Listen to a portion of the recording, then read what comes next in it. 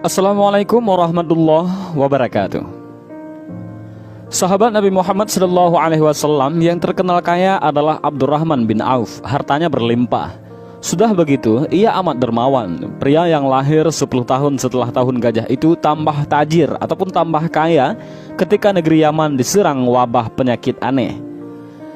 Kisahnya, suatu hari ketika para sahabat berkumpul, Abdurrahman bin Auf mendengarkan sabda Rasulullah SAW bahwa kelak setelah dibangkitkan dan dihitungkan amal perbuatan manusia semasa hidup, orang yang kaya akan lebih lama menjalani perhitungan amal dibanding orang yang miskin, dan saya sungguh bersama orang-orang fakir dan miskin, ujar Rasulullah SAW.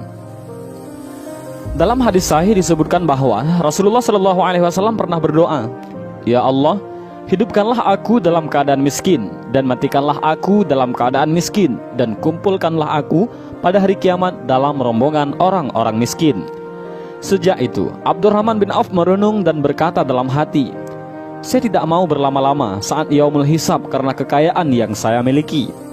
Abdurrahman bin Auf mengangkat tangan lantas berdoa, "Ya Allah, jadikanlah hambamu ini orang yang miskin, agar kelak dapat selalu bersama Rasulullah SAW." Abdurrahman kaya bukan karena pelit, ia sangat dermawan. Pria yang sebelum memeluk Islam bernama asli Abdul Ka'bah. Beliau pernah mengeluarkan 200 uqiyah emas. Satu qiyah itu setara dengan 31,7475 gram demi memenuhi kebutuhan logistik selama perang Tabuk. Saat Rasulullah SAW menyuruh kepada umat Islam untuk berinfak di jalan Allah, Abdurrahman pun tanpa pikir panjang langsung menyumbangkan separuh hartanya. Beliau pun pernah memberikan santunan kepada veteran perang Badar yang jumlahnya mencapai 100 orang. Masing-masing mendapatkan santunan 400 dinar. Abdurrahman memang sangat pandai dalam berbisnis. Semula kekayaannya pun merupakan hasil perdagangan. Garis tangan Abdurrahman sungguh ciamik. Semua bisnis yang dikelolanya selalu menghasilkan cuan ataupun selalu menghasilkan laba. Walau demikian, Abdurrahman tidak hanya berdakwah lewat harta.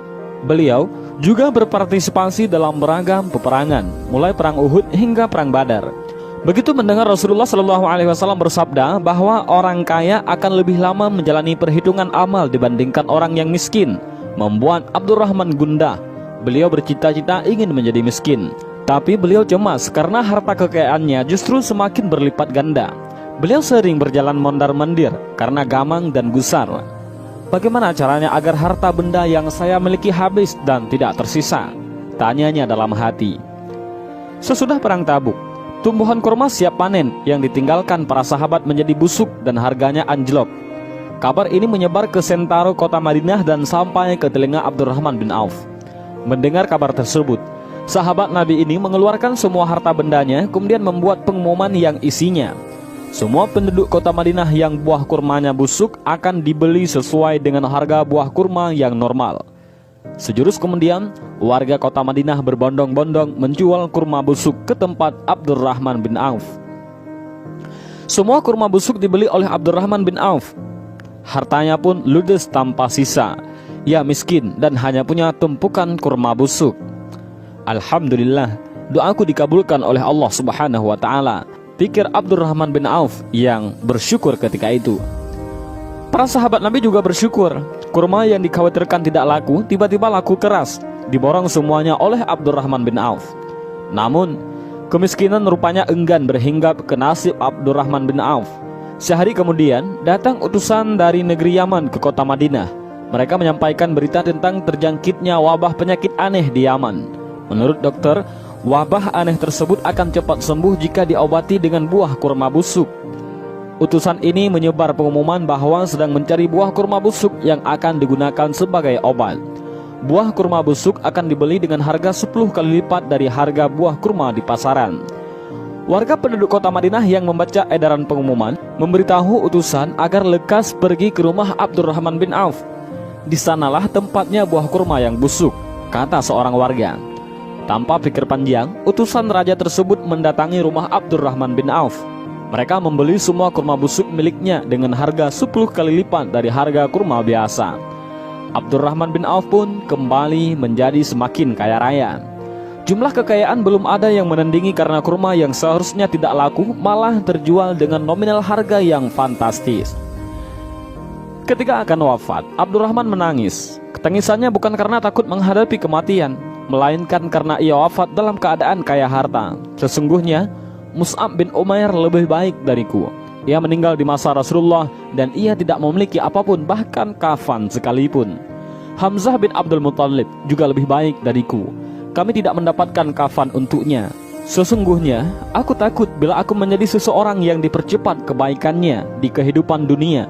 Aku takut ditahan dari sahabat-sahabatku karena banyak hartaku. Tutur Abdurrahman bin Auf. Sahabat Nabi ini wafat di Madinah pada 31 Hijriah.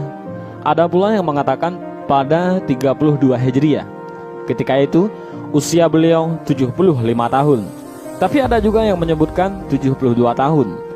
Dan pada riwayat yang lain disebutkan 78 tahun.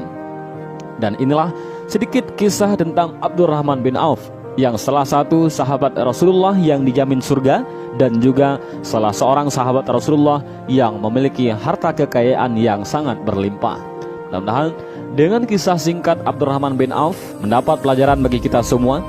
Wallahu a'lam bishawab. Assalamualaikum warahmatullahi wabarakatuh.